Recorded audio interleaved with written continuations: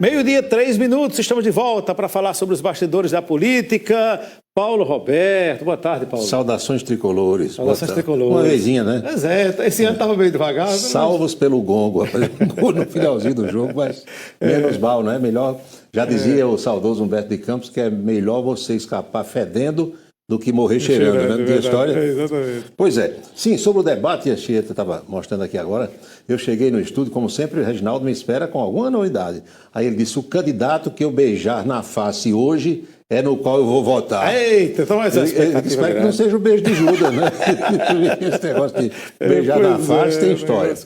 O presidente Lula ontem lá em Brasília sancionou a nova lei do turismo e falou sobre o seu desejo, o seu anseio, a sua vontade de ver todos os brasileiros podendo viajar de ônibus ou de avião. Parece que Lula não falou naquele Voa Brasil de R$200, mas nós separamos um trechinho da fala presidencial.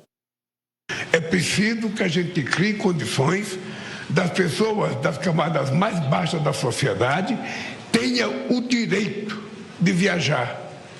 E viajar para fora e viajar para dentro. E o que cabe ao Estado garantir? Condições. Condições. Nós temos que ter condições de transporte. E nós sabemos da dificuldade dos voos regionais que nós temos no Brasil. Nós temos que ter condições de ter estradas que sejam confortáveis e com garantia para as pessoas viajar. Nós temos que ter preços competitivos para que as pessoas possam viajar. E temos que oferecer o que a gente tem de melhor da culinária às áreas que as pessoas precisam visitar. E isso nós estamos tentando fazer. Tentando fazer.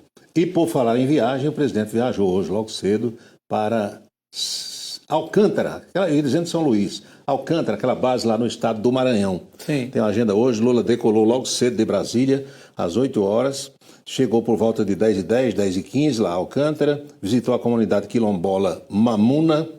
Nesse instante, Lula assina o termo de conciliação, compromissos e reconhecimentos recíprocos relativo ao acordo lá de Alcântara, aquela base de lançamento de foguetes. 2h20 parte de volta para Brasília, onde deve chegar 2 horas depois. Foi a agenda do presidente, é a agenda do presidente Lula para hoje. Você deve ter tomado conhecimento que ontem os usuários do Twitter, do X, conseguiram entrar de novo nas redes sociais. O bilionário Elon Musk, segundo a Anatel disse ontem, conseguiu burlar e encontrar um meio de abrir a plataforma para que brasileiros acessassem, desobedecendo aquela ordem do ministro Alexandre de Moraes, que continua valendo, pelo menos aqui dentro do Brasil. Muita gente acessou, outras pessoas não conseguiram. Eu, por exemplo, quando tomei conhecimento, tentei acessar, não consegui. Alguém me disse que você tinha que desinstalar e instalar novamente, mas eu fui apenas fazer um teste. Mas o assunto do bloqueio do X, do Twitter no Brasil, chegou ao Congresso norte-americano. 2 deputados, um homem e uma mulher, levaram o assunto ao debate dos congressistas, dos deputados norte-americanos. A deputada é de origem latina, ela chama-se Maria Elvira Salazar. Mostrou, inclusive, para os pares do Congresso, uma foto do ministro Alexandre de Moraes. Olha só. Musk desafia o ministro, bilionário americano, encontra jeito de fazer o X funcionar. Foi isso que eu coloquei de manhã lá no Camisa 10. Agora vamos ver e ouvir a deputada Salazar. Sim. Explain to us, why do you think that Elon Musk and Twitter is in the crosshairs of this gentleman? And I commend Elon Musk for doing that. Very good. That's exactly what he needs to do, not only in Brazil, but he needs to create the Brazilian model as an example that someone that has... He needs to create an example, not only for Brazil, but for the United States and for the rest of the hemisphere, that you do not mess with free speech. Não mexa com a liberdade das pessoas. Um pouco mais tarde, a correspondente da Rede Globo, mais precisamente da Globo News, Raquel Karrenbu, participava de uma coletiva com a porta-voz da Casa Branca e perguntou o que é que o governo americano, que a porta-voz fala pelo governo. A porta-voz chama-se Karine Jean-Pierre e ela respondeu à pergunta dessa repórter brasileira. Twitter has been banned in Brazil for almost 20 days now. What is the White House view or position on this matter? Say that again? As social media, Elon Musk social media is banned in Brazil. It's 20 days now that doesn't work in Brazil anymore.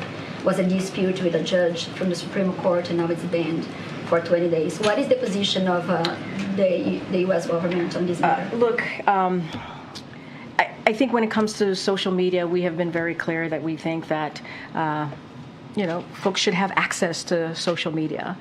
It's a form of freedom of speech, and certainly that is something more broadly that we have always have been very clear about. And so I just don't have anything beyond that to share. O governo americano foi muito claro, acha que todas as pessoas devem ter acesso às plataformas e que trata-se realmente da tal da liberdade de expressão. É a posição oficial do governo americano. A gente trouxe isso aqui só para você de casa se situar que a coisa chegou ao Congresso norte-americano. Chegou lá. E foi mostrada a foto do ministro Alexandre de Moraes. É famoso. Se não era famoso entre os congressistas, agora ficou, né? Agora ficou.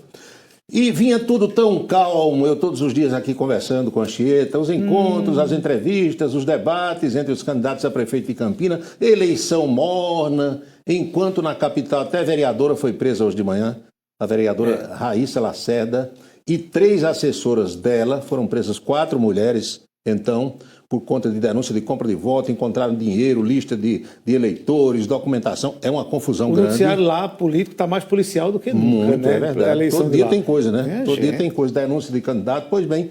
Aí aqui vinha tudo calminho, mas ontem no debate do Sintab, aqui no bairro do Catolé, pertinho do Estádio Amigão, teve confusão. Teve briga entre as torcidas, com o velho telequete funcionando, e teve até prisão de um candidato a vereador. A gente vai mostrar primeiro o velho telequete entre torcedores.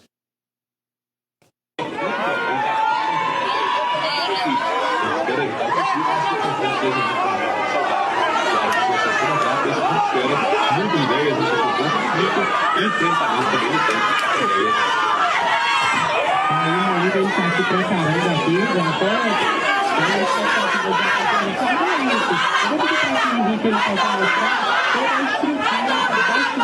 do debate, e vocês podem ver todas as câmeras estão posicionadas, nós estamos nos últimos ajustes aqui no auditório do Sintab, lugar. Vai tomar lapada, e o pau cantou.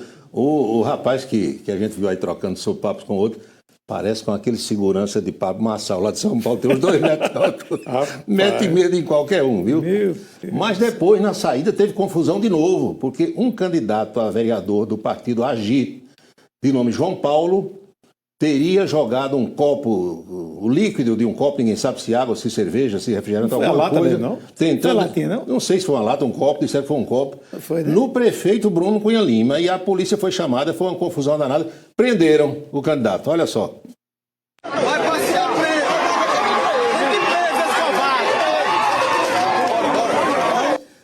Foi preso. Gente. Agora de manhã o partido soltou a nota dizendo que está esperando as informações mais apuradas, as informações inclusive policiais, para saber se houve uma provocação ou não. Estão dizendo que sim, é um rolo, uma confusão, e isso nos faz ligar aqui o sinal amarelo para hoje. Exato. Estava tão tranquilo até ontem, aí na véspera do nosso debate, esquenta o clima desse jeito. Tomara que venha tudo em paz para cá, viu? E as torcidas vão acompanhar, naturalmente, tudo isso é democrático, a gente espera que o pessoal tenha controle, né? Exatamente. A gente está preparado, a segurança não vai faltar. Que recebam os candidatos, como o Reginaldo disse, que vai receber o dele aqui beijando na face. Para não ter qualquer tipo de problema. Minha gente, democracia, né, gente? Que é isso? Festa, é uma coisa que passa, né? Daqui a pouco tá todo mundo... E você vai ter que comprar uma confusão, sem futuro, arrumar inimizade. Sem sentido. Olha, sem sinceramente. Sentido. Viu? A nossa boca maldita de hoje é rápida como um raio e repentina como um trovão. Atendendo ao pedido de um querido telespectador, eles lembrem do doutor Enéas Carneiro. Você lembra de Enéas? O homem que com apenas 5 segundos conseguiu ficar popular no Brasil todo. Ninguém aproveitou melhor o tempo do que ele. E a gente resgatou um trechinho de uma chamada do Enéas numa eleição presidencial. Vamos acompanhar? Vamos. Boca maldita de hoje. O ano era 1989 e o Brasil se preparava para a primeira eleição presidencial direta em quase 30 anos. Entre tantos candidatos, lá estava ele, Enéas Carneiro. Ele só tinha 15 segundos e um sonho: ser presidente do Brasil. Com uma personalidade peculiar, falando rápido e exibindo uma longa barba, ele conseguiu deixar seu nome gravado na história da política brasileira. Meu nome é Enéas, 56. Era uma figura, né?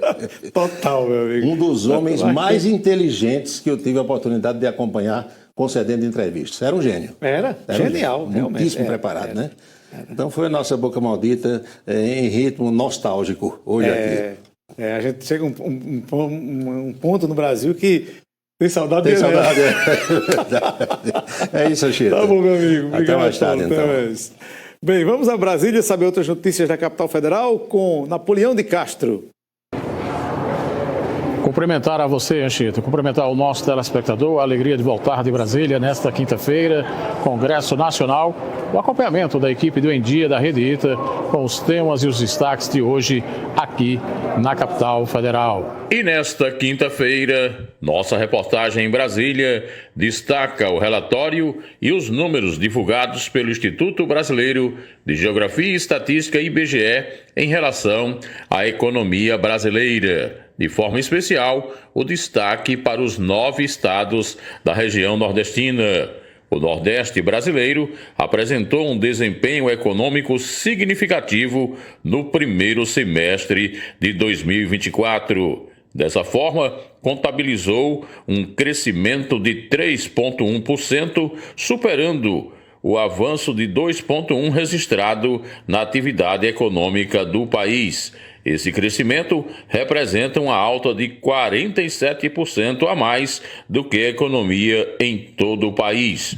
Os dados são do IBGE e foram divulgados juntos com a Fundação Getúlio Vargas. Além dos números apontados e ainda de acordo com o estudo, no segundo trimestre de 2024, a economia nordestina cresceu 0,5% em comparação ao mesmo período do ano anterior. As informações de Brasília, exclusivo para o Em Dia, na Rede Ita, Napoleão de Castro.